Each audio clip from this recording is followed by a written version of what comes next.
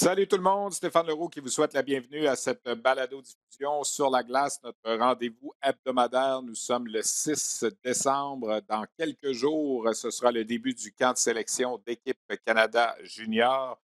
Je serai là à compter de jeudi à Calgary pour suivre tout ce qui va se passer dans la formation, dans la confection de cette équipe nationale qui nous représentera lors de la période des fêtes pour le championnat du monde de hockey junior 2022. Il en sera évidemment abondamment question au cours de l'émission.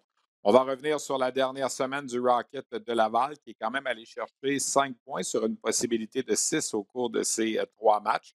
Donc, ça a fait du bien un peu là, pour la formation de Jean-François Houle. Un petit mot également sur les Lions de Trois-Rivières qui sont allés balayer une série de 3 matchs en Floride. On va faire le tour de ce qui s'est passé dans la Ligue junior majeure du Québec. Et je vous propose également aujourd'hui 2 entrevues. Une d'abord avec un espoir du Canadien, le gardien de but Joe Verbeek du Battalion de North Bay qui évolue dans la Ligue junior de l'Ontario. C'est un choix de 7e ronde du Canadien lors de la séance de sélection de cette année 2021. Alors, on est allé faire un brin de jasette avec lui du côté d'Ottawa. Et on va également vous présenter une entrevue avec le président de la Ligue canadienne de hockey, Dan McKenzie. C'est un président qui a été nommé à l'été 2019 pour chapeauter les 3 ligues juniors au pays. Alors, on va discuter d'un paquet de sujets avec lui, notamment de l'après-COVID. On va parler des événements de la Ligue canadienne, de la Coupe Memorial à Saint-John en 2022, de la nouvelle entente avec les réseaux TSN et RDS, qu'est-ce que ça peut apporter au cours des prochaines années. Alors ça, je vous garde ça pour la fin de l'émission. Ce sera un entretien très intéressant que j'ai réalisé il y a quelques jours avec M. McKenzie. Je pense qu'habituellement, on commence toujours avec le Rocket de Laval. Je ne vais pas changer la tradition, question de faire le bilan de la semaine, sauf que je vais mettre beaucoup plus de temps là, sur équipe Canada Junior. D'ailleurs, on aura Louis Robitaille également en entrevue avec nous pour discuter de ce camp de sélection qui commence jeudi. Louis Robitaille, qui est entraîneur adjoint avec la formation canadienne cette année, lui qui est directeur général et entraîneur-chef des Olympiques de Gatineau. Alors, allons-y tout de suite. D'abord, pour le Rocket, ben, c'est une semaine en 2 temps. Il y a eu 2 matchs à la maison contre les Stars du Texas, une formation qu'on ne voit pas souvent à Laval. Euh, une défaite en prolongation 4-3 mercredi dernier après être revenu derrière en troisième période. Une victoire de 4-3 en prolongation vendredi. 2 matchs qui ont été présentés à RDS. C'est Brandon Gignac qui a marqué le but gagnant vendredi soir pour le Rocket. Et le Rocket est allé livrer une de ses belles performances des dernières semaines à Toronto hier. Un gain de 5-1. Convaincant gain à l'étranger là, face aux Marlies de Toronto. Ça faisait quand même un petit bout de temps, là, plus de 3 semaines que le Rocket n'avait pas gagné en temps réglementaire. Et hier, ça a été vraiment une belle victoire. Gignac a marqué également dans ce match-là. Jean-Sébastien D est allé chercher 2 buts, dont un dans un filet désert. Et Caden Primo a été solide autant vendredi soir que hier après-midi. Donc, ça s'est soldé, donc, comme je le disais, par une récolte de 5 points sur 6 pour le Rocket de Laval, qui est en congé aujourd'hui. C'est la raison pour laquelle on n'a pas d'entrevue là, avec personne du côté du Rocket, puisque le Rocket a joué hier et est revenu quand même tard de Toronto. On peut par contre vous dire que Laurent Dauphin a été de nouveau rappelé par le Canadien. Lui et Corey Schooneman avaient été rappelés pour le match de samedi à Nashville. Ils ont fait le voyage, mais n'ont pas joué à Nashville. Ils ont été recédés au Rocket tout juste avant le match contre Nashville samedi, les deux. Mais ce matin, là, en date du 6 décembre, on a de nouveau rappelé Laurent Dauphin et Dominique Ducharme disait un peu plus tôt qu'il aura probablement la chance de jouer parce que la liste de blessés continue de s'allonger chez le Canadien. Là, c'est Tyler Toffoli qui vient d'être placé sur la liste des blessés pour un bon bout de temps. Alors, Laurent Dauphin, qui était le meilleur buteur à égalité dans la Ligue américaine, aura peut-être la chance de jouer donc quelques matchs avec le Canadien au cours des prochains jours. Le Canadien qui est en action cette semaine à domicile, demain contre le Lightning de Tampa Bay et jeudi contre les Blackhawks de Chicago. Donc, pour le Rocket, la semaine qui vient, ben, on sera là mercredi soir à la Place Belle pour le match contre le Moose du Manitoba.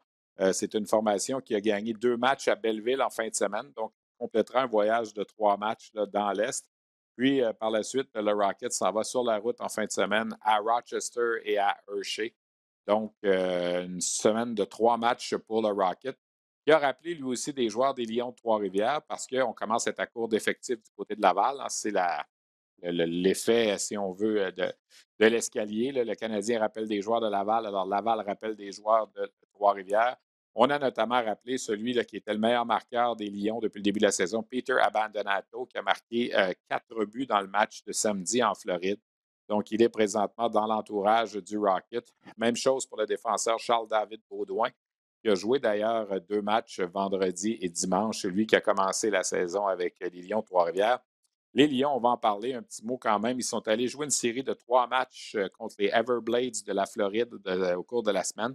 C'est comme ça dans la Ligue ECHL, des séries de 3 matchs. Et les Lions ont balayé les 3 rencontres, 5-4, 3-2 et 6-3. Alors, 3 victoires signées par le gardien Philippe Desrosiers, qui a assuré tout le temps de travail devant le filet, puisque Kevin Poulin est lui aussi avec le Rocket en ce moment, Michael McNiven, qui n'était pas disponible pour les matchs la semaine dernière. Donc, ça fait le tour un peu de ce qui s'est passé avec le Rocket. Comme je le disais un petit peu tantôt, je vais mettre un petit peu moins de temps cette semaine sur le Rocket pour en mettre un peu plus sur le camp de sélection d'équipe Canada Junior. Peut-être simplement vous rappeler que Connor McKay, le défenseur du Heat de Stockton, a été choisi joueur par excellence de la dernière semaine en 2 matchs. Il a récolté 3 buts et 2 passes pour un total de 5 points. Donc, on sera là mercredi à la Place Belle pour le duel entre le Moose du Manitoba et le Rocket. Mercredi dernier, le 1er décembre, le Hockey Canada a annoncé la liste des 35 joueurs invités pour le camp de sélection d'équipe Canada Junior. La liste, elle est ici. Vous voyez ce qui est en vert? Bien, ce sont les joueurs de la Ligue de hockey junior majeur du Québec. Il y en a 8 au total qui font partie de la liste des invités. Je vais vous les nommer tout de suite. Le défenseur Lucas Cormier, qui est originaire du Nouveau-Brunswick, défenseur des Islanders de Charlottetown, qui appartient aux Golden Knights de Vegas, fait partie de la liste. En fait, il est le seul défenseur de la LHJMQ qui fait partie de cette liste. Il n'y a pas de gardien de but de la LHJMQ. On s'y attendait. Et il y a 7 attaquants. Xavier Bourgault et Maverick Bourque des Cataractes de Shawinigan. 2 choix de première ronde, Bourgault par Edmonton, Bourque par Dallas. D'ailleurs, Bourque est revenu au jeu en fin de semaine et ça a apparu du côté des Cataractes. Zach Dean, un gars de Terre-Neuve des Olympiques de Gatineau, premier choix des Golden Knights de Vegas, est également au nombre des invités. Elliott Desnoyers des Mooseheads d'Halifax, qui lui appartient aux Flyers de Philadelphie, fait partie de la liste des invités. William Dufour des Sea Dogs de Saint John, un espoir des Islanders de New York, est au nombre des invités. Hendrix Lapierre, évidemment, ce n'est pas une surprise. Premier choix des Capitals de Washington. Il a commencé la saison dans la Ligue nationale. Il s'aligne maintenant avec le Titan d'Acadie Batters. Ça fait partie de la liste. Et le dernier, non le moindre, c'est l'espoir du Canadien Joshua Roy du Phoenix de Sherbrooke, qui a été un choix de 5e ronde du Canadien lors du dernier encamp de 2021. Il fait aussi partie de la liste des invités. Et dans le cas de Roy, c'est un des 4 joueurs qui sont invités qui n'étaient pas là au camp estival cet été. Ça veut dire que les dirigeants de Hockey Canada ont vraiment aimé son début de saison dans la Ligue junior majeure du Québec. Avec raison, il est présentement le premier pointeur de la Ligue de hockey junior majeure du Québec, alors mérite absolument son invitation.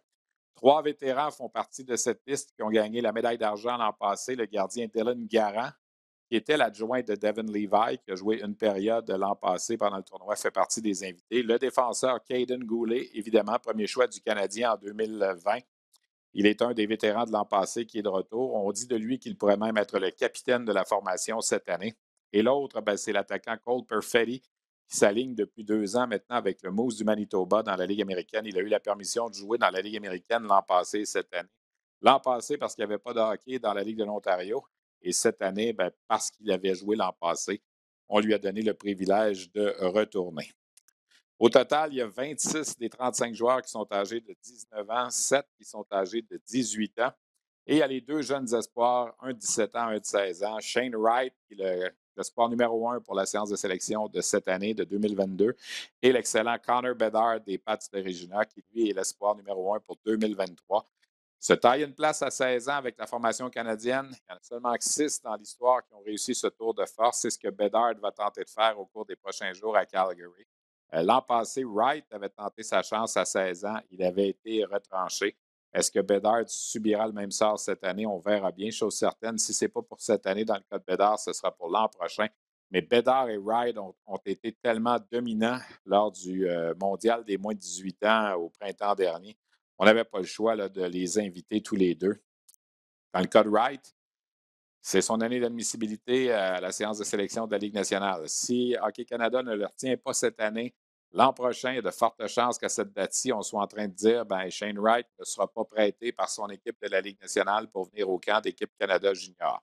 Parlant de joueurs qui sont dans la Ligue nationale, moins de 20 ans, qui ne sont pas sur la liste présentement, Jamie Drysdale, le défenseur des Ducks d'Anaheim, lui, on ne le reverra pas, c'est certain. Il joue de grosses minutes avec les Ducks, il a 19 ans.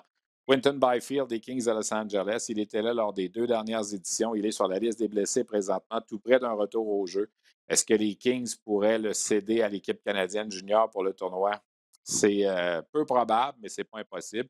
Et il y a les attaquants Cole Sillinger des Blue Jackets de Columbus et Seth Jarvis des Hurricanes de la Caroline, qui pour l'instant font bien dans la Ligue nationale et qui ne sont pas avec équipe Canada Junior. Outre Perfetti de la Ligue américaine, il y a également le défenseur Donovan Sebrango qui joue dans la Ligue américaine depuis le début de la saison avec les Griffins de Grand Rapids. Sebrango était au camp l'an passé, il avait été retranché, alors il devrait avoir de bonnes chances de se tailler une place dans l'équipe cette année.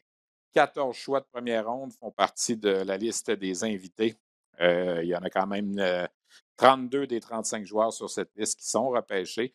Évidemment, Wright et Bedard ne le sont pas. Et le seul qui aurait pu être repêché et qui ne l'est pas, c'est le gardien Brett Brochu des Knights de London, qui va faire partie de l'équipe parce qu'on a nommé 3 gardiens au camp et on va en garder 3 pour le tournoi. Alors, outre Brochu et Garant, l'autre qui sera là, c'est le premier choix des Red Wings de Détroit, le géant Sébastien Cossa, 6 pieds 7 pouces. C'est à lui, là, c'est lui peut-être en ce moment qui est considéré comme le favori pour être le gardien numéro 1 de cette formation. Il ne faut pas oublier la présence également du défenseur Owen Power, premier choix total de la dernière séance de sélection par les Sabres de Buffalo. Lui, l'an passé, on se souviendra que son entraîneur au Michigan, en raison de la COVID, tout ça, lui avait recommandé de ne pas participer au tournoi. Mais comme il a 19 ans cette année, il sera là. Il ne faut pas oublier qu'il a gagné la médaille d'or avec les hommes, lui, au championnat du monde senior le printemps dernier. Alors, beaucoup d'expérience quand même au niveau international. Alors, tout ça va se jouer au cours des prochains jours. Et question de mettre à la table, justement, et de parler de ce camp de sélection. Ben, j'ai réalisé cette entrevue un petit peu plus tôt aujourd'hui. Je vous en parlais en début d'émission. Évidemment, la grande nouvelle cette semaine, c'est cette annonce qui a été faite par Hockey Canada avec la liste des 35 joueurs invités. On n'avait pas le choix de parler avec Louis Robitaille aujourd'hui. Je pense que ça s'imposait. Il sera un des adjoints de Dave Cameron à ce tournoi-là qui commence le 26 décembre à Edmonton. Louis, premièrement, merci d'être là. À quel point, peut-être pour expliquer aux gens comment c'est difficile d'établir une liste comme ça de joueurs, parce que, évidemment, dans tous les coins du pays, là, comment ça se fait que lui n'est pas là, comment ça se fait que lui n'est pas là, puis ça, c'est quelque chose qu'on retrouve à chaque année. Il y a des joueurs qui auraient peut-être pu faire partie de cette liste-là, puis qui, malheureusement, ne sont pas là. Comment on l'a construit, cette liste de 35-là? Là? On essaie de former une formation. Tu sais, comme tu dis, c'est sûr qu'il y a d'excellents joueurs qui n'ont pas été nommés sur la liste de 35. Tu sais, il y a beaucoup de ces joueurs-là qui vont avoir une chance l'an prochain de revenir. Tu sais, c'est un tournoi où est-ce que tu arrives, c'est un tournoi beaucoup plus vieux. Puis par la suite, il faut regarder aussi les forces de notre formation, ce que les joueurs peuvent apporter si justement ils se greffent à notre équipe et ils réussissent à faire l'équipe. C'est quoi qu'ils vont nous apporter comme dans leur style, dans l'identité. On n'est pas là. Je pense que Dave Cameron l'a dit, Almer l'ont dit, on ne veut pas bâtir une équipe All-Star, on veut bâtir une équipe pour jouer, pour rivaliser là, face à des équipes russes qui sont extrêmement pesantes, qui sont vieilles, les Américains, les Finlandais, les Suédois. C'est que, il y a plusieurs bonnes formations. C'est qu'on essaie de bâtir là, justement une formation pour rivaliser avec eux puis gagner la médaille d'or. Je regarde la liste, puis c'est souvent comme ça. Des 35 joueurs, il y en a 26 qui ont 19 ans. On dit souvent que c'est un tournoi pour les 19 ans. Il y a 7 joueurs de 18 ans, puis vous avez les 2 jeunes là, qui sont 2 exceptionnels. Shane Wright, 17 ans, Connor Bedard, 16 ans. Tiens, parlons peut-être de ces deux-là d'abord. Leur chance d'être là, à 16 et à 17 ans. Wright était au camp l'an passé, était retranché. Bedard, 16 ans, ça n'arrive pas souvent qu'on réussisse à se tailler une place. Ils ont été tellement bons au moins de 18 ans, on ne pouvait pas passer à côté. Là. Oui, exact. C'est des gars qu'on connaît dans le programme. Shane, il a vécu, comme tu as dit, l'expérience du camp l'an passé, une déception vraiment de ne pas avoir fait l'équipe, mais je pense qu'il a gagné en maturité. Puis il sait à quoi s'attendre cette année. À ce qu'à Connor, c'est un petit peu la même position que Shane était l'an passé. Je pense qu'il y a eu un début de saison so-so. Il y a eu des performances, il y a eu des bonnes games, des moins bonnes games, mais c'est aussi à prévoir, là, après qu'un jeune homme ait une saison aussi exceptionnelle que la sienne l'an passé. Il a vécu des hauts avec le championnat mondial des moins de 18 ans, où est-ce qu'il a été extraordinaire, a marqué un gros but face aux Russes. Mais on le regarde jouer dernièrement. C'est un gars même s'il a juste 16 ans, là, je le regarde la manière qu'il se comporte offensivement, qu'il shoot le puck. Il y a beaucoup de competitiveness dans lui. Donc, on a hâte de voir comment il va se comporter au camp d'entraînement. Il mérite sa place. Maintenant, ça va être à lui de la saisir. 26 joueurs de 19 ans. Il reste que la majorité des joueurs de cette équipe-là vont être des gars de dernière année. C'est souvent comme ça qu'on bâtit ces équipes-là. Là. Oui, exact. Tu as besoin d'expérience. Tu as besoin des gars, justement, là, qui ont vécu, que ce soit un camp d'entraînement, qui ont vécu le championnat mondial. On a seulement trois joueurs de retour, mais beaucoup de joueurs ont fait partie des moins de 17 ans, des moins de 18 ans, Ivan Linka. C'est des gars qui ont de l'expérience, qui ont joué des games dans la Ligue nationale, des games dans des camps d'entraînement de la Ligue nationale, qui ont quand même du vécu au niveau là, du hockey junior. C'est que tu arrives, la force physique et la maturité d'un joueur de 19 ans n'est pas la même qu'un joueur de 17-18 ans. Quand on regarde là, la manière que notre alignement est fait là, pour le camp d'entraînement, je pense qu'on a beaucoup de vitesse, de gars qui compétitionnent extrêmement fort et qui peuvent jouer des games sur 200 pieds. Là. Parler des trois vétérans. Bon, il y a le gardien de but Dylan Garant qui était l'adjoint de Devin Levi l'an passé. Puis vous avez en attaque Cole Perfetti qui joue dans la Ligue américaine depuis 2 ans. Puis en défensive, Caden Goulet qui a joué quelques matchs avec le Rocket de Laval l'an passé. Veux pas, ces deux bonhommes-là, ça va être les leaders à l'attaque et en défensive, fort probablement. Là. Oui, exact. Puis, je pense que on oublie Owen Power qui aurait dû être là l'an passé, que Michigan a gardé, mais Owen a participé au championnat mondial avec les hommes à la fin de l'année, a gagné la médaille d'or avec Cole Perfetti, justement. C'est des gars qui ont de l'expérience, qui ont du millage sur la scène internationale. Caden, c'est un gars que moi, c'était mon capitaine au moins de 17 ans. J'ai hâte de le retrouver. C'est un gars qui était déjà extrêmement mature à l'âge de 17. Que j'imagine juste là à 19 ans. C'est des gars qui ont vécu le championnat mondial. C'est qu'il va y avoir moins de surprises de ce côté-là. Puis que c'est des bonnes personnes. C'est des gars qui sont excités d'être là puis qui vont paver la voie là, pour justement les autres qui n'étaient pas là l'an passé puis ça va être leur première expérience au championnat mondial. On parle évidemment de nos gars de la Ligue junior majeure du Québec. Il y a 7 attaquants qui sont là, un défenseur. Lucas Cormier, le défenseur, c'en est un autre qui a vécu le camp l'an passé, qui a été retranché, qui connaît une excellente saison. Puis nos 7 attaquants, je vais les nommer rapidement. Le Louis Bourque, Bourgault, Dean, Desnoyers, Dufour, Lapierre et Joshua Roy. J'ai envie de te mettre un peu sur le spot. Là. Sur les 8, il va en rester combien quand le tournoi va commencer? Ça va être dur à dire. Le camp est tellement court, Steph. Les gars qu'on amène au camp d'entraînement, c'est parce qu'ils ont une chance de faire l'équipe. Tu l'as vécu là, plus que moi. Là, ça fait plus que 30 ans que tu couvres cet événement-là. Mais le camp cette année, on n'a pas eu les matchs contre les Russes, la série CIBC. On n'a pas eu le tournoi là, habituellement durant l'été là, avec la Suède, la Finlande, les Américains.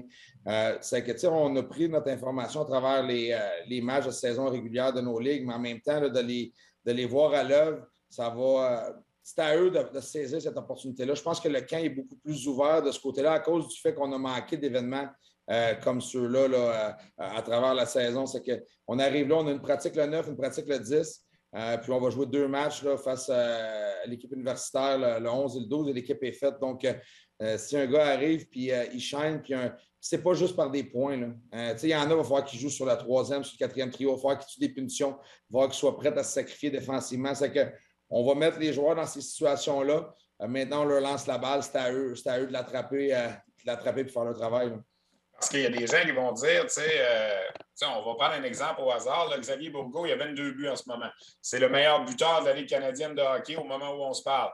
Pourtant, il est loin d'être assuré de se tailler une place dans l'équipe. C'est comme ça. Tu regardes le meilleur compteur de la Ligue de l'Ouest, il n'est même pas au camp.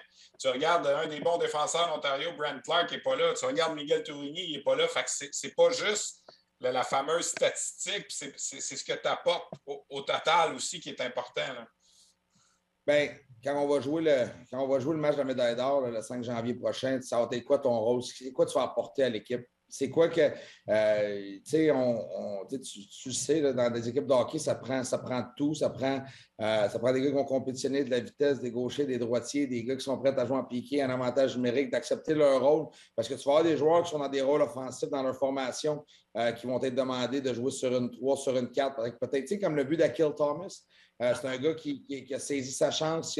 Il était prêt sur le banc, puis il savait, Dale savait en embarquant qu'il allait marquer le gros but sur un entrée de zone.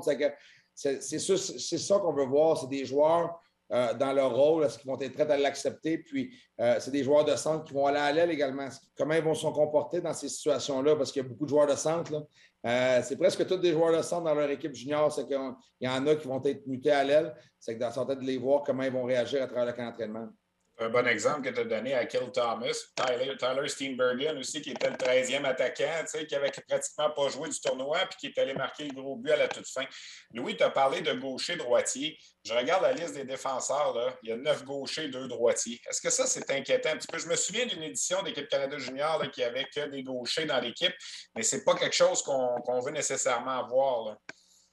Exact, mais dans notre exercice, on a beaucoup de ces gauchers-là qui jouent du côté droit avec leur équipe respective. C'est là que ça nous a quand même sécurisé. Si je regarde un Zellweger, là, il joue à droite avec Sealy, justement, à Everett. Luca Cormier joue à droite à PI. On en a des gars, puis c'est des gars de grande qualité qui vont être capables de s'adapter ou qui l'ont fait par le passé au championnat mondial. C'est-tu l'idéal? Probablement pas. Mike Babcock l'avait dit, là, je pense que c'est là, aux Olympiques, l'idéal, c'est des gauchers droitiers. Mais en même temps, on regarde ce que les gars peuvent apporter à l'équipe, puis est-ce qu'ils sont capables de jouer à cette position-là. Puis on a jugé que oui, puis on va le voir à travers le camp d'entraînement, c'est qui est le plus à l'aise. Est-ce que Louis, c'est officiellement fermé pour les gars qui ne sont pas là, qui sont dans le pro présentement? On a officiellement dit qu'il n'y a pas personne d'autre qui peut s'ajouter ou il peut encore avoir une surprise, puis un gars qu'on n'attend pas qui pourrait revenir? Hein? Bien, tu sais, c'est Scott Salmon qui est en conversation là, avec les équipes de la Ligue nationale. Je pense qu'on reste au diapason à savoir est-ce qu'il y a des changements qui peuvent survenir. Présentement, on ne s'attend pas à les voir. Seth Jarvis joue du bon hockey. Cole Sillinger joue du bon hockey. Également, je suis sur la deuxième ligne à Columbus. Q, Quentin Byfield, il est blessé, il revient. Est-ce qu'ils vont décider de l'envoyer justement pour qu'il puisse jouer des matchs? Puis, à nous aussi savoir est-ce qu'il va être prêt à jouer puis à compétitionner le 26 décembre dans un championnat mondial? Un gars comme Jamie Drysdale, lui, je ne m'attends pas à ce qu'on le revoie. Là. Il joue des grosses minutes déjà là, à Anaheim. Je pense que la ligne de communication est ouverte, mais présentement, on ne se fie pas à ce que ces gars-là reviennent. Le processus, là, pour expliquer aux gens, tu as parlé du camp. Après ça, vous en allez à Banff quelques jours pour faire comme une genre de construire l'esprit d'équipe, puis tout ça. Puis il va y avoir 3 matchs préparatoires. Puis je regardais, là, il y a un match contre la Suède, puis un match contre la Russie. Fait que ça va être une bonne préparation dans les 3 matchs préparatoires au tournoi. Oui, exact. C'est une fois que l'équipe va être faite le 12, on va avoir la journée pour vous, les médias. Là, je pense que c'est le 13, le Car Wash. Après ça, on va se diriger à Banff parce qu'on va aller là, bâtir l'équipe, l'esprit d'équipe. On va avoir des bonnes pratiques là-bas. On a 3 matchs, là, 2 à Red Deer et puis un pour terminer là, le 23 à Edmonton. Je pense que c'est ça qu'on veut, des bons matchs préparatoires justement pour nous préparer. Puis aussi le fait que ces équipes-là ne sont pas dans notre division là, au championnat mondial. C'est que pour les matchs hors concours, je pense que ça facilite la tâche. Mais ça va être des beaux tests. On va pouvoir justement voir où est-ce qu'on va se situer avant le début du camp avant le début du tournoi. Parce qu'une fois que le tournoi il commence, Steph, on ne gagnera pas la médaille d'or le 26 décembre. Mais on veut bâtir notre tournoi. Ça débute au camp d'entraînement, mais en même temps, on va arriver fin prêt pour le match du quart de finale parce que c'est ce match-là qui est le plus important. Tu gagnes le match de quart de finale, tu te positionnes pour jouer dans un match de médaille. Puis on ne sera pas de cachette, on est là pour une seule médaille, c'est la médaille d'or. C'est en seul Canadien avec nos partisans qui vont être présents. Est-ce que c'est déjà déterminé quel rôle tu fais exactement dans le personnel d'entraîneur? Ça va ressembler beaucoup à Martin Raymond, là, ce qu'il faisait là, quand il était avec Benoît Groux. J'étais en constante communication là, avec Dave. Michael Dick puis Dennis ont travaillé ensemble au championnat mondial des moins de 18 ans, puis au moins de 17 ans également. Là, moi, je me joins à ce groupe-là. Je vais faire beaucoup le 5 contre 5 avec Dave à ce qui a trait à notre formation. Aussi tout ce qui va être l'adversaire. Dave, j'aime son approche. Il a mentionné une phrase dans nos meetings à Toronto, Nobody's Invisible. C'est du film de Nelson Mandela. Il croit beaucoup au travail d'équipe. Puis on va tout chipper in. Il y aura pas, oui, il y a quelqu'un qui va divulguer le message de l'avantage numérique, mais il ne veut pas que ça reste fermé. Il veut que tout le monde participe à ça. C'est que on va avoir main prise sur tout, mais moi, je vais vraiment me concentrer sur ce qui a trait, sur la manière que nous, on se comporte à 5 contre 5, puis beaucoup sur l'adversaire. Un petit mot sur tes Olympiques en terminant. Les derniers matchs ont été un petit peu plus difficiles? Oui, mais je pense qu'on joue de l'excellent hockey, Steph. Le retour de Zach nous a donné un second souffle. Il y avait beaucoup de profondeur à l'attaque. On a perdu Jonathan DeSimone qui jouait du bon hockey pour nous face à PI dans un match de séries éliminatoires. Je trouve que dans les 2 derniers matchs, je pense qu'on On a peut-être resté à l'extérieur un peu plus. On apprend aussi à dealer avec cette pression-là. On avait une belle pression en début de saison. Les résultats n'étaient peut-être pas là. On a tourné le coin, on jouait du bon hockey. Là, on a été nommé là, sur le top 10, là, le fameux top 10 de la Ligue canadienne. On ne sait pas c'est qui le vote puis c'est qui le fait, mais des fois, les jeunes, avec les médias sociaux, ils voient peut-être ça un peu trop, puis ça t'amène à penser, tu t'amènes à penser de te concentrer sur les bonnes affaires. C'est de l'apprentissage pour eux. Top 10, là, moi, ça fait 25 ans que j'en parle pas, Louis, là, parce que c'est trois dépisteurs qui font cette liste-là chaque semaine. Un gars de l'Ouest, un gars d'Ontario, un gars du Québec. Le gars du Québec n'a pas vu le gars de l'Ouest jouer, puis l'équipe de le gars de l'Ouest n'a pas vu le gars du Québec jouer. C'est très bon pour la publicité de la Ligue canadienne, c'est correct, là, mais quand vous êtes premier là-dedans, là, gonflez-vous pas trop, puis quand vous tombez cinquième, c'est pas grave non plus. Je peux juste te dire ça. Rapidement, peut-être une dernière pour toi de t'en aller pendant la période des transactions. Je sais qu'aujourd'hui, on reste connecté là, partout où on est dans le monde, ça ne change plus grand-chose, mais il reste que tu n'es pas là, pour le feeling de si tu as des transactions à faire, puis j'imagine que tu vas en faire. Alors, est-ce que ça, c'est difficile? Là? Je pense que l'information accumulée là, depuis le début de la saison, on a eu des meetings, on sait où est-ce qu'on s'en va avec ça. Mais Jeff Fortin va joindre au personnel d'entraîneur pendant mon absence. Il va avoir le feel. Le fait aussi que le tournoi dans le seul canadien va simplifier aussi la tâche pour moi. C'est que je vais pouvoir. Je ne serai pas en Russie ou au Japon où est-ce qu'on est à des fuseaux horaires là, incroyables.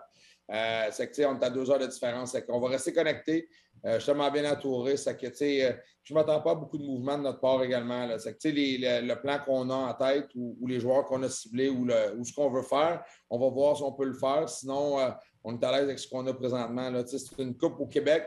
Je sais qu'il y a certaines équipes qui vont bouger énormément, mais en même temps, nous, là, on va regarder ce qui va se passer. Puis s'il y a des opportunités, on va le faire. Mais ce n'est pas une saison où est-ce que je m'attends à chambouler l'équipe là, de A à Z. Là. Oui, Robitaille, merci beaucoup. On se voit à Calgary à compter le jeudi. Puis bon voyage là-bas. Puis on va avoir l'occasion de se parler en masse dans le temps des fêtes. Merci beaucoup. Bien sûr, Steph, bon voyage. Merci. Je vous en parlais en début d'émission, évidemment, la grande. Bon, petit problème de. Bon, voilà. Louis Robitaille, donc entraîneur-chef des Olympiques de Gatineau et aussi membre du personnel de l'équipe Canada Junior. Peut-être pour compléter sur tout ce qu'on a à discuter, on parlait dans l'entrevue des joueurs qui sont laissés de côté. Bon, évidemment, au Québec, il y a 2 noms là, qui ont fait un petit peu jaser. Riley Kidney du Titan d'Acadie Batters, cet espoir du Canadien de Montréal qui avait un bon début de saison qui n'a pas été retenu. Il n'a que 18 ans, aura la chance de se reprendre l'an prochain. Peut-être le plus gros oubli depuis le début de la saison, le Miguel Tourigny de l'Armada de Blainville-Boisbriand. J'en ai parlé souvent. Il est le meilleur buteur au Canada présentement chez les défenseurs. C'est justement un défenseur droitier là, dont on n'avait pas beaucoup sur la liste. Mais entre lui et Luca Cormier, on a décidé d'y aller avec Cormier parce que j'ai l'impression qu'il n'y aurait pas eu de place pour les deux dans la formation. Mais Tourigny, en tout cas, peut sûrement garder la tête haute. Il connaît tout un départ cette année. Dans la Ligue d'Ontario, Brent Clark n'a pas été sélectionné. Il était là dans l'équipe des moins de 18 ans, peut-être un des meilleurs défenseurs de l'équipe des moins de 18 ans en mai dernier. 8e choix au total des Kings de Los Angeles, n'a pas été retenu. On parlait dans l'entrevue de Quinton Byfield, qui appartient aux Kings aussi. Est-ce que l'organisation des Kings, si jamais tu leur demandes Quinton Byfield en supposant qu'il puisse être apte à revenir au jeu, ouais, ben, vous voulez avoir Byfield, vous n'avez pas sélectionné notre autre choix de première ronde, Brent Clark. Vous avez beaucoup de politique des fois là-dedans. En tout cas, j'ai comme l'impression que Clark, on le reverra l'an prochain. Et dans l'Ouest, c'est évident que le gars qui fait jaser, qui n'est pas là, c'est Matthew Savoie du Heist de Winnipeg, qui est le premier pointeur de la Ligue junior de l'Ouest. Il n'a que 17 ans. Certains ont dit qu'il amasse beaucoup de points sur les attaques passives. Il joue dans une équipe extrêmement puissante, c'est vrai. Mais il n'en demeure pas moins qu'il y avait des bonnes statistiques. Alors, vous voyez que ce n'est pas seulement qu'au Québec là, qu'il y a des joueurs qui sont laissés de côté. Souvent, on a tendance à regarder ce qui se passe dans notre cours, mais ailleurs au pays, on a laissé tomber des joueurs qui ont quand même de belles réputations et de bonnes statistiques. Et retenez la chose tout le temps qu'il faut retenir. On ne choisit pas les 25 meilleurs joueurs pour Hockey Canada. On choisit les 25 joueurs qui vont faire la meilleure équipe. C'est ce que ça prend. Alors, ça prend un peu de tout. Ça prend des gars qui sont capables de tuer des punitions. Ça prend des gars plus défensifs. Ça ne prend pas seulement les 12 premiers marqueurs au hockey junior canadien. Alors, c'est un peu pour ça, des fois, qu'il y a des choix et des sélections qui nous laissent un peu perplexes. On parlait de Caden Goulet tantôt. Je fais une parenthèse. Ses droits ont été échangés dans la Ligue junior de l'Ouest des Raiders de Prince-Albert aux Royal Kings d'Edmonton. Et on a payé le prix du côté de Edmonton. On a cédé 2 joueurs, 2 choix de première ronde, un choix de troisième ronde, un choix de sixième ronde. Alors, on voulait vraiment faire l'acquisition de Goulet. Edmonton, c'est une des 4 puissances de la Ligue junior de l'Ouest cette année. 4 grosses formations là, depuis le début de la saison. Là, je vous ai parlé de Winnipeg. Edmonton en fait partie. Il y a Kamloops également et Everett dans la section américaine. Si on regarde en ce moment là, ces 4 formations-là qui sont dans 4 sections différentes, c'est ce qui fait la beauté de la chose aussi. Ces 4 équipes-là, si jamais ça continue de bien aller et qu'ils atteignent le carré d'as dans la Ligue de l'Ouest, ça va être très, très spectaculaire de savoir qui va sortir de là pour représenter la Ligue de l'Ouest lors du tournoi de la Coupe Memorial. Alors voilà donc pour le dossier là, de la formation canadienne junior. Je vous rappelle qu'à compter de jeudi, on sera là à Calgary pour couvrir le tout. D'ailleurs, lundi prochain, l'enregistrement de notre balado-diffusion sur la glace se fera de Calgary. On devrait connaître la composition officielle de l'équipe en fin de journée, dimanche le 12. Il y a un match en après-midi, là, heure du Québec, c'est à 14 heures, ce match-là, entre une équipe d'étoiles universitaires et les espoirs d'équipe Canada junior. Après ce match-là, on devrait procéder au dernier retranchement. Donc, dimanche soir, le 12, dimanche prochain, dimanche dans quelques jours, on devrait connaître l'identité de la formation canadienne pour 2022. Peut-être vous parler de ce qui s'est passé dans la Ligue junior majeure du Québec un peu cette semaine, rapidement, faire le tour. Les Olympiques de Gatineau, on en vient d'en glisser un mot avec Louis. 3 défaites à la maison, des défaites par des bas pointages, mais 3 revers quand même. L'Armada est allé chercher 2 victoires en 3 matchs cette semaine. Les Huskies, ça a moins bien été. 2 défaites par la marque de 7-2 à domicile. Les Foreurs ont retrouvé le chemin de la victoire dimanche dernier à Sherbrooke. Et là, ils ont gagné 2 matchs à la maison, les 2 en prolongation et les 2 sur des buts gagnants de Justin Robida. Alors ça va lui faire du bien. Lui qui nous disait il y a quelque temps se mettre quand même beaucoup de pression sur les épaules. Sherbrooke et Shawinigan ont été allés chercher 2 victoires dans chacune des formations. Il y avait un gros match hier entre Sherbrooke et Shawinigan et Sherbrooke a eu le dessus. Dans le cas des Cataractes, Maverick Bourque est revenu au jeu en fin de semaine. 4 points vendredi, 4 points samedi. Et Xavier Bourgault, lui, a récolté 9 points dans les 3 matchs en fin de semaine, ce qui fait de lui le joueur par excellence de la dernière semaine. Et il va se présenter, comme je le disais à Louis dans l'entrevue, en tant que meilleur buteur au hockey junior canadien lorsque le camp de sélection va commencer jeudi à Calgary. Les Voltigeurs de Drummondville, les Tigres de Victoriaville, une victoire, une défaite. Dans le cas de Drummondville, il y a eu également une défaite en bris d'égalité. Les Remparts, 2 victoires. Les Saguenayens, 2 victoires. Et l'Océanique a perdu 3 fois. Donc, les Saguenayens ont devancé l'Océanique au classement de la section Est. Parlant des Saguenayens, l'entraîneur-chef Yannick Jean va devenir jeudi soir le 5e entraîneur de l'histoire de la Ligue junior majeure du Québec à diriger au moins 1000 matchs comme entraîneur-chef. Il est à 999 présentement. Le Drakkar de Bécomo est le visiteur jeudi au centre Georges Vézina. Donc, le 1000e match de Yannick Jean, c'est quand même un plateau important. En janvier dernier, il était devenu le 5e à atteindre le plateau des 500 victoires à l'âge de 45 ans. Et là, ben, il va devenir le 5e à atteindre le plateau des 1000 matchs. Bécomo, 2 autres victoires en fin de semaine. Lors de leurs 5 derniers matchs à domicile, le Drakkar de Bécomo, c'est 5 victoires en 5 matchs. On a marqué 18 buts, on n'en a accordé que 3. Le Drakkar est revenu au plus fort de la lutte là, après avoir pris un peu de retard pour la course aux séries. Les formations des Maritimes, ben Charlottetown, 2 victoires, une défaite en bris d'égalité. Les Sea Dogs de Saint-Jean, 2 victoires en 3 matchs. Les Sea Dogs ont déjà complété leur 3e de 4 voyages au Québec. Ça fait 3 voyages de 3 matchs qu'ils viennent faire au Québec. C'est dire qu'après les fêtes, il va rester seulement qu'un voyage au Québec pour les Sea Dogs qui vont pouvoir se concentrer à jouer que dans les Maritimes jusqu'à la fin de la saison. Et grosse nouvelle dans le camp des Sea Dogs la semaine dernière, les Flames de Calgary ont décidé de leur céder le défenseur Yann Kuznetsov, 19 ans, un choix de 2e ronde dans la Ligue nationale des Flames. Il avait commencé la saison avec le Heat de Stockton, mais là, ne jouait plus beaucoup. Alors, il a été cédé aux Sea Dogs, n'a pas joué encore. Il va peut-être jouer un match ou 2 avant de s'en aller avec la formation russe au tournoi mondial, au championnat mondial. Mais c'est toute une acquisition là, pour la période après les fêtes de compter sur un défenseur comme Kuznetsov. Ça va ajouter à la brigade défensive des Sea Dogs là, avec les Villeneuve, Poirier, Ennis et compagnie, Desroches. Alors, c'est un joueur qui avait été repêché par les Sea Dogs dans la séance de sélection européenne, mais qui n'était toujours pas ne s'était pas présenté encore. Il a 2 ans d'expérience dans la NCAA. C'est rare qu'on voit ça, un joueur qui joue dans la NCAA, qui passe par la Ligue américaine et qui revient dans la LHJMQ par la suite. c'est le cas de Kuznetsov. Les Mooseheads, une victoire en 3 matchs. Les Wildcats, même chose, une victoire en 3 matchs. Et le Titan de Caddy Batters, les Eagles du Cap-Breton se sont affrontés cette semaine en 3 occasions. Le Titan a perdu le premier match, mais est allé chercher les 2 autres. 2 premières victoires pour le nouvel entraîneur-chef Jason Clark et 2 victoires solides de 9-1 et 11-2. Celle de 11-2 là, acquise sur la glace des Eagles au Cap-Breton.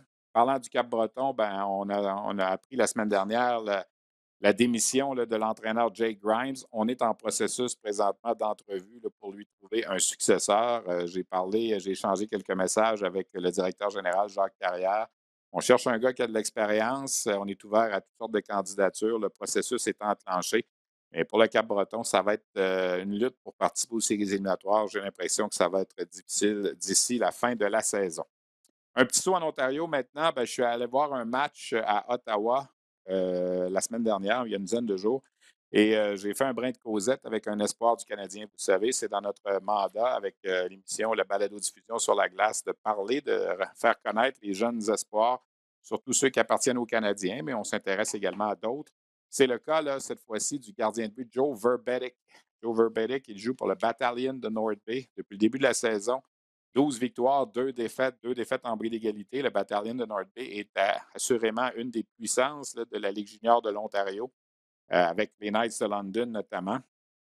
Ça a été un choix de 7e ronde du Canadien en 2021, le 214e. Donc, il ne restait plus beaucoup de choix, mais on a décidé de sélectionner ce gardien format géant, 6 pieds 6 pouces. Alors, je vous présente cette entrevue que j'ai réalisée avec lui et on traduit tout ça par la suite.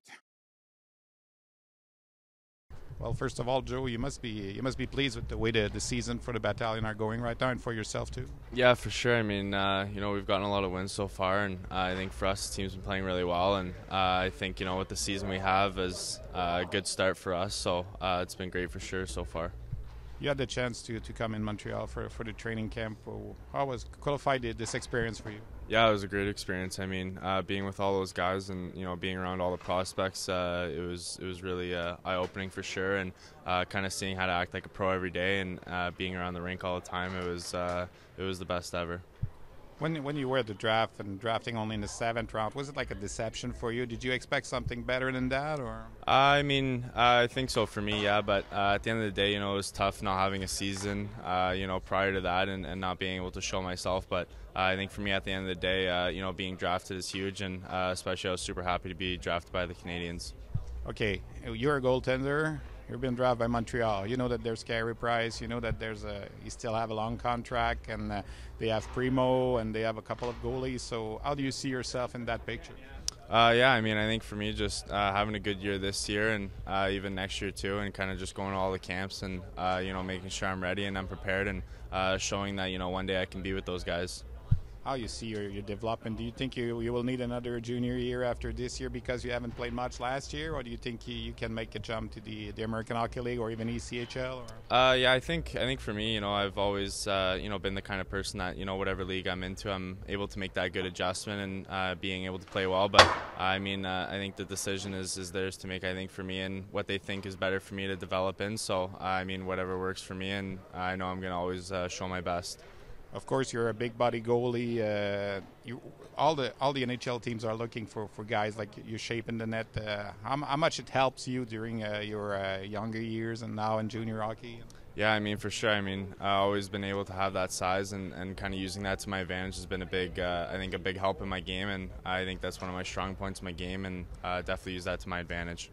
Are you talking a lot with the Montreal direction people like Ramage or Bouillon, or who are following you? Maybe Vincent Riendo, or who are the guys that are talking to you?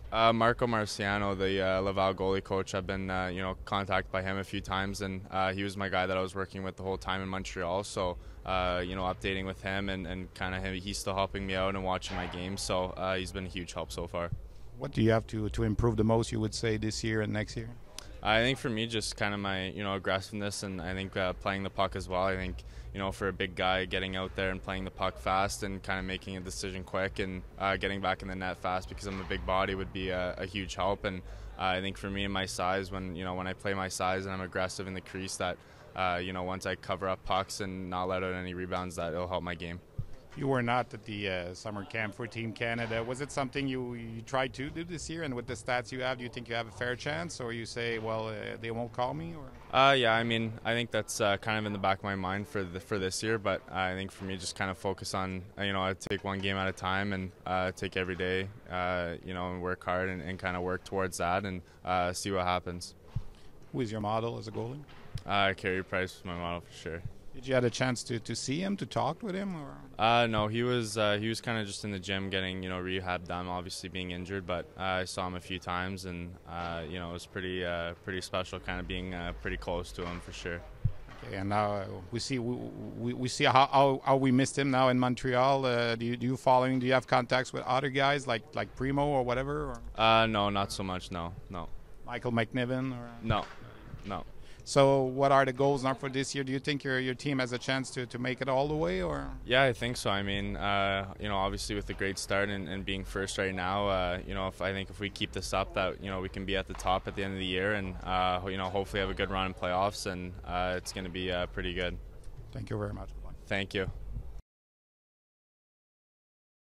Entretien avec Septesport Joe Verbedick. Vous avez compris avec la question que l'entrevue avait été réalisée avant qu'on connaisse les invités avec l'équipe Canada Junior. Il aurait aimé évidemment faire partie du processus, mais ce ne sera pas le cas.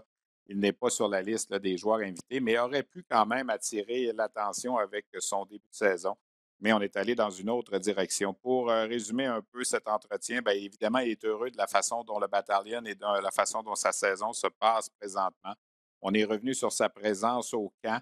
Il a bien aimé côtoyer les joueurs professionnels. Son modèle, c'est Carey Price. Il l'a vu un peu dans le gymnase, n'a pas vraiment eu la chance de lui parler, mais il était très impressionné là, d'être avec tous les professionnels lors du camp des recrues là, du Canadien en début de saison. Price, c'est son modèle. Son contact, le plus souvent, c'est avec l'organisation du Canadien, c'est avec Marco Marciano, entraîneur des gardiens du Rocket de Laval. D'ailleurs, j'ai parlé à Marco Marciano de Joe Verbedick. Je lui ai dit que j'avais été le voir et il m'a dit de bonnes choses. Il a dit que c'est un gars qui doit travailler, il a du chemin à faire encore. C'est ce qu'on appelle souvent en langage de hockey, le fameux projet. Alors, c'est un projet, évidemment, c'est un gros bonhomme, des fois a l'air un peu nonchalant devant son filet, mais il n'en demeure pas moins là, que c'est un espoir qui fait partie de l'organisation du Canadien. Je veux vous revenir rapidement sur le défi des moins de 17 ans. Je vous en avais parlé un peu la semaine dernière. Ça s'est tenu du 26 novembre au 1er décembre.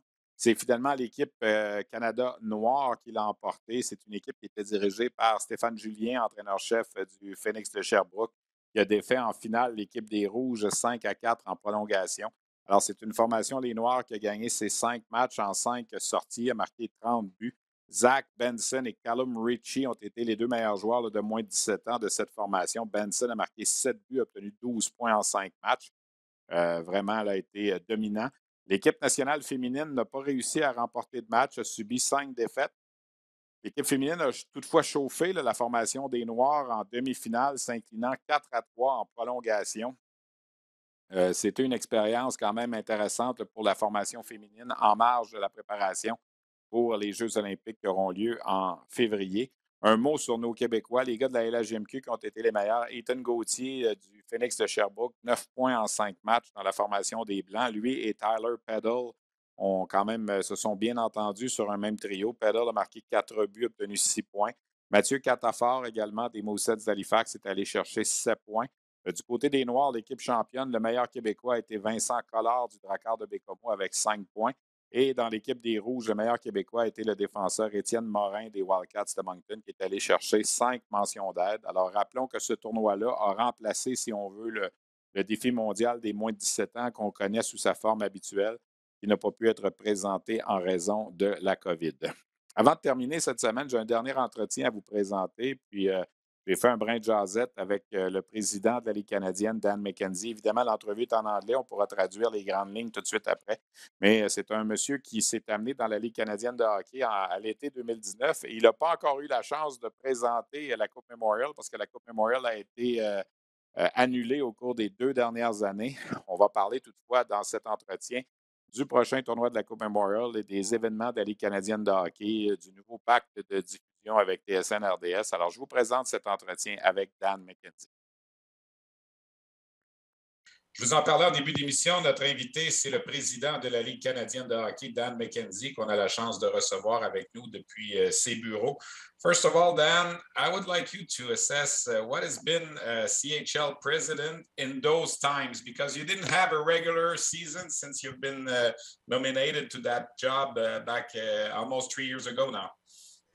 Yeah, it's been about six. I was about 6 months into the job when the pandemic hit, and the first 6 months were great, and we're sort of aligned with what I expected. But then once the pandemic hit, it obviously threw everyone for a loop. I mean, I'd say I'm pretty fortunate in that the management team that we have with each of the commissioners. We have 3 commissioners who lead each of the leagues. Gilles Courteau in the Q, obviously, who has been around for a long time. And them and their staffs, are really, really seasoned and have just been great about being able to sort of share their experience and help get me through the first part of the pandemic, because it was definitely not something that we all expected.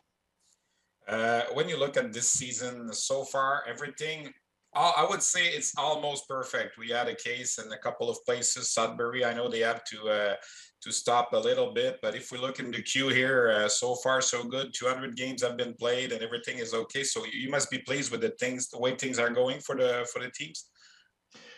For sure, and I think the most important thing from our perspective is always to make sure that the environment for our players and our fans is as safe as possible. So that was what our leagues were really working on trying to accomplish, and they've been very successful in doing that. With the odd hiccup here and there, but that's going to happen given the nature of this virus.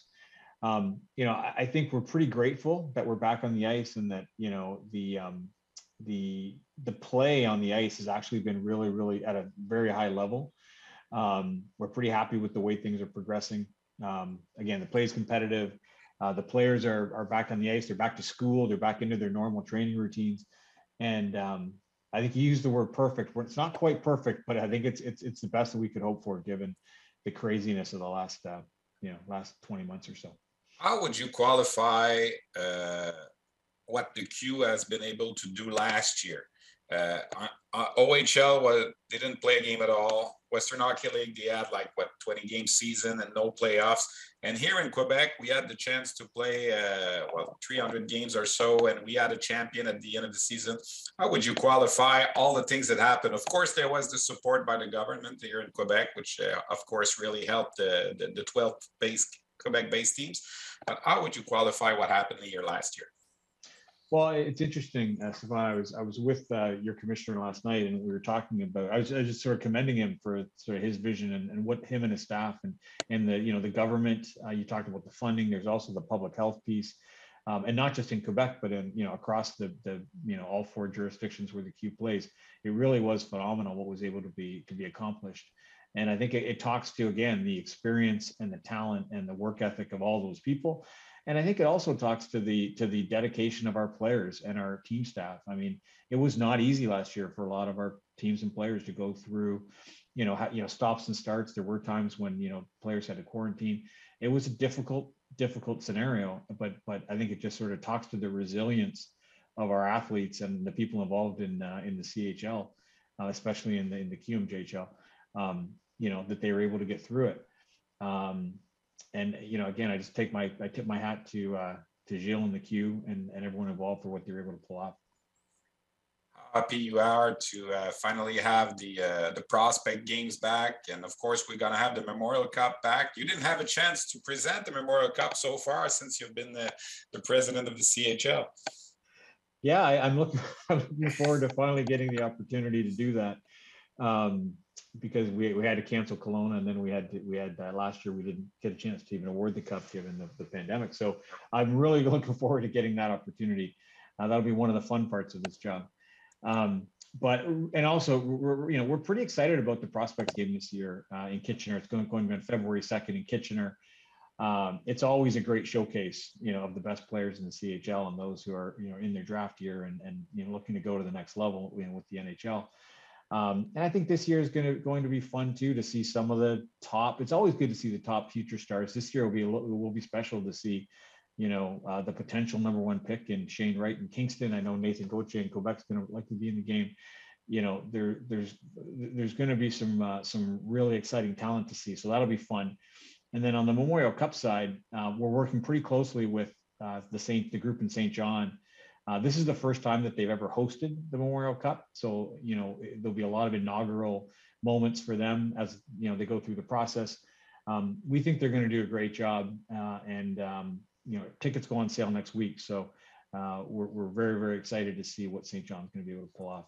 What made the decision go to St. John as far as you're concerned? I mean, there was Quebec and there was St. John, and was it because like Quebec had it not really long ago, or we want to develop another market for the Memorial Cup in the Maritimes? Or well, it was a very, first of all, it was a very tough decision. I mean, first of all, Quebec City in June is a beautiful place, and Quebec, the folks in Quebec City, Jacques Tanguay and his team put together a really, really strong bid. So it was a very, very tough decision. I think St. John did a very good job of demonstrating really their vision for how, the event could really do some really positive things for that entire region of New Brunswick. Their bid talked a lot about how they're going to engage the community and various communities within the St. John market, and how they're going to leave a legacy, coming out of the event. So they did a really good job of communicating that vision. They've never had it before, so that that's a bit of a side benefit. That wasn't the reason why they got it, but they just did a really good job based on the specs they were given to sort of explain and demonstrate their story. And I think again, we're pretty excited to see where they're going to go. And I think considering we haven't had a Memorial Cup in a couple of years, it'll be we're pretty excited to see how they're going to bring to life the event in a market where they've never had it before. Dan, tell me two things about St. John and the Memorial Cup again. Why, first of all, the tournament is in June now instead of mid-May like we used to have it, and why the final game on a Monday night instead of the regular Sunday afternoon or Sunday night game that we used to have for many, many years? Sure. So we ended up, Stefan, this year moving our schedule into June. It was really pandemic related, and we worked with each of the leagues to try to give each league as much runway as possible, because when we had to make the decision, we were still in the throes of the pandemic. So we wanted to kind of create as much room for the leagues to be able to start safely and on time, and get all their games in. So that was the reason for the move of the date. And we look at other things as well. We looked at other events at the time. I mean, the NHL, the Stanley Cup playoffs are looking like they're going to be after those dates because of the Olympics. So that sort of played into it. And then the Monday night was, as you would I'm sure appreciate, given where you work, it was something that we talked about with respect to broadcast, and given what else was happening in that time frame, that Monday night looked like it was going to be a good night for the championship game. And there is some history with, especially with junior hockey, with championships on Mondays around things like the World Juniors, et cetera. So we're pretty confident that Monday night is going to be a great night to be able to award the Memorial Cup. Or even the March Madness in basketball, they always do that on Monday night too. That's true. But listen, I think it's about, I think we have to sort of roll with the times here, and when opportunities present themselves, we have to take them. And this was something that, as we sort of worked with our new broadcast partners on that, that was something that came to us as an opportunity, and we decided it was, let's give it a try. As far as the June part, is it going to come back in May next year, or is there any decision that it's going to stay always like that now? Or? We're in those discussions at present. We're talking through it with our executive council, with our leagues, and with our broadcasters. So we're in that discussion right now, but we're not quite there yet. Okay, of course, I'm going to talk to you about the new deal with TSN RDS, but I have another one before, as far as the attendance are concerned. Of course, because of the pandemic, we had, like in Quebec, for the first month, there was a drop like 20% if we compare it to 2 years ago. I know I was looking at the figures in the OHL and WHL, it was a bit down a little bit. Is there a big concern there, or do you think it's normal that people are going to come back, or they're still waiting for the mask? The fact that they have to wear a mask, or they're still afraid of the virus, or? Well, I think that traditionally, October, November are our slower periods, just the cadence of our season, and we know that things pick up in January. So that's traditional. But I do think that one of the realities of the pandemic, and especially the vaccine rollout, has been the fact that 5 to 12 year old demographic has just recently been approved to get vaccinated. And so for us in our league, group ticket sales are a pretty important part of the sales strategy for our clubs. And so not having that group vaccinated, really, I think we're seeing groups would be, if you sort of look, if you dug into the numbers, Stefan, that groups would be the one area that depending on where you are, has really been lagging. So I think, and that's been driven by policy, right? Which, around safety. So that's understandable. So I think what we're hoping is that once we get into our, the traditional part of our season, where, it is hockey season, Jan, Feb, March, playoffs come, the 5 to 12 year old demographic is vaccinated. We're able to get back into engaging with the groups that normally come out and see our games. We're hopeful that we're going to be able to be in a situation where we're getting our attendance numbers back to normal. The CHL signed a new deal with TSN and RDS as broadcaster. Of course, I'm very happy with that. After a 10-year span for myself, I know for TSN it's a bit long. It was a while since 97, 98. What this deal is going to change for the league, and can we see new things happening with television as far as CHLs are concerned? I mean, will there be any interleague game? Will there be any tournament during the season? I know there was some talk about that. So, Claire, if you can give us a bit of your sight about the broadcasting and what we'll see in the next couple of years. Yeah, so first of all, I mean, we're really excited about our partnership, and I'd say that the pandemic created an opportunity for us to look at this area, and we felt that TSN RDS was the right combination for us going forward. Both of those networks have a long history of success in building properties that are sort of Canadian based and have Canadian roots. You look at what they've done with things like the World Juniors and the CFL and curling, and the list goes on. So we're really excited about again, just that, the network's ability to help kind of grow and build the property, promote the property, et cetera.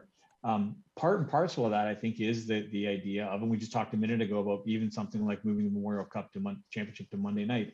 I think the part of that is, new ideas and new concepts, and, we can't sort of sit still, and we can't, continue to do things the way we've always done them if we're going to continue to grow and be relevant. So I think we're right now in the process of having discussions around some of the concepts that you talked about in your question. We're not anywhere there yet in terms of making decisions in terms of what that's going to look like. But, I do think that, once we get out of once we sort of get out of the pandemic, and, we talked a little bit about some of the lag still and the effects of the pandemic. I think once we get out of that, and we get back to sort of really truly operating like normal, I'm very hopeful that we're going to be able to be in a position with our new partners to bring some new concepts to the table that'll be exciting for CHL fans across the country. Was there any talks about that? I mean, like a tournament within the season between the three leagues, or I don't know, even just interleague game. A couple of years ago, we had games with the OHL, and it was working for TV, I think. Yeah, those things are all on the table. So okay. I guess what I'd say is we're in discussion. So I'm not ready to. You don't want to announce it, yeah. Okay. But we're I think we're committed to finding ways to make sure that we continue to do new things, and ultimately that we do want to grow our broadcast footprint, and I think it would be safe to say that, the hiring, even just when I got hired a couple of years ago, the thinking was, okay, how can we begin to, build the CHL brand nationally, begin to find ways to operate, more nationally, et cetera, et cetera. The pandemic sort of sidetracked us a bit. That was a very local, phenomena. But in terms of how, leagues and teams dealt with it. But I think that, the idea of getting back to how we build this as a national property is really, why my position exists, and what we're going to be trying to focus on going forward. Well, Mr. President, thank you very much for this time that you gave us. It's really interesting. Hope to see you really soon in the rink, probably Kitchener for the prospect game, for sure in St. John at the Memorial Cup. So thank you very much again. Good luck for the rest of the season. Thank you, Stefan. I appreciate the time, and I'd love to see you live. That'd be. I'd love to see lots of things live now. It's nice to be talking about it. We all hope to. Thank you very much. Bye bye.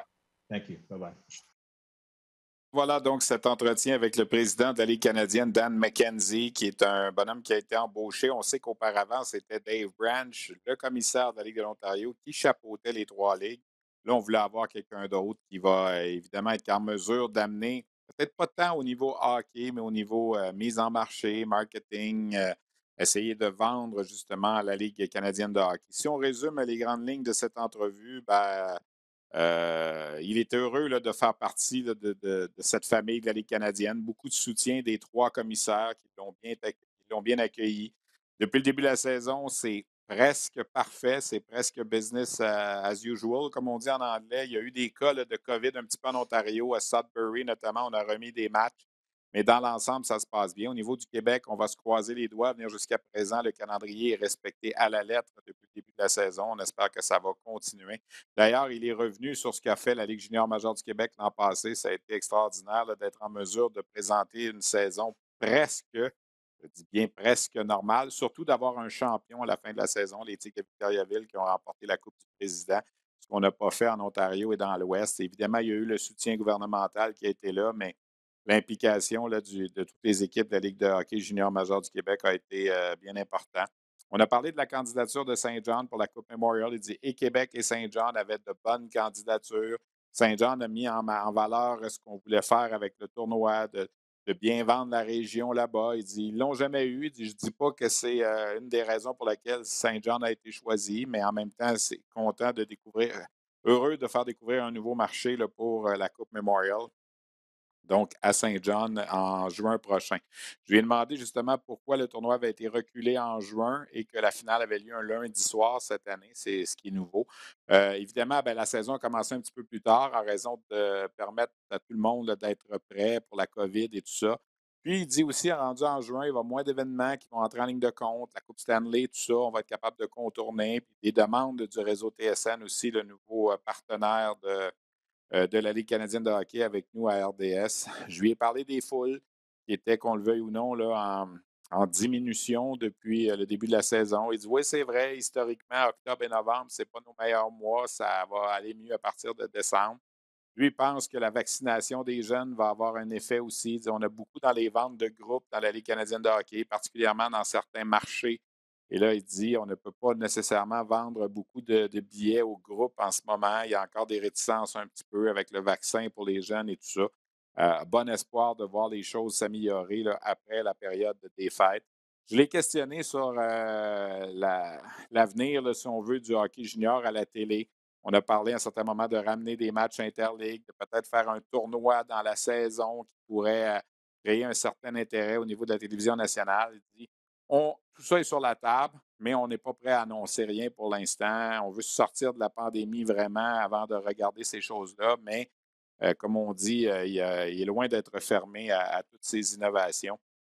Et il a hâte aussi de décerner la Coupe Memorial, ce qu'il n'a pas réussi à faire depuis le début de son mandat avec la Ligue canadienne de hockey.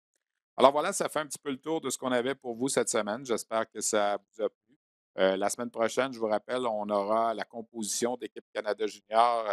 L'équipe va être complétée le 12 ou le 13 au matin. Alors, on va procéder à l'enregistrement en après-midi. Lundi prochain, on sera le 13 décembre. Je m'en vais à Calgary à compter de jeudi pour suivre tout ça. Alors, surveillez les reportages Hockey 360, 5 à 7, Sport 30, mon compte Twitter aussi pour les nouvelles de façon instantanée.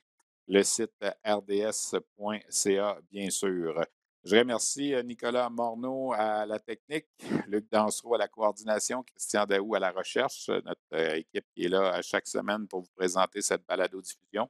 Mes invités, Dan McKenzie, président de la Ligue canadienne de hockey, Joe Verbeek du Battalion de North Bay et Louis Robitaille de Hockey Canada et aussi, bien sûr, des Olympiques de Gatineau. Je vous souhaite une bonne semaine et on se reparle très bientôt. Bye bye.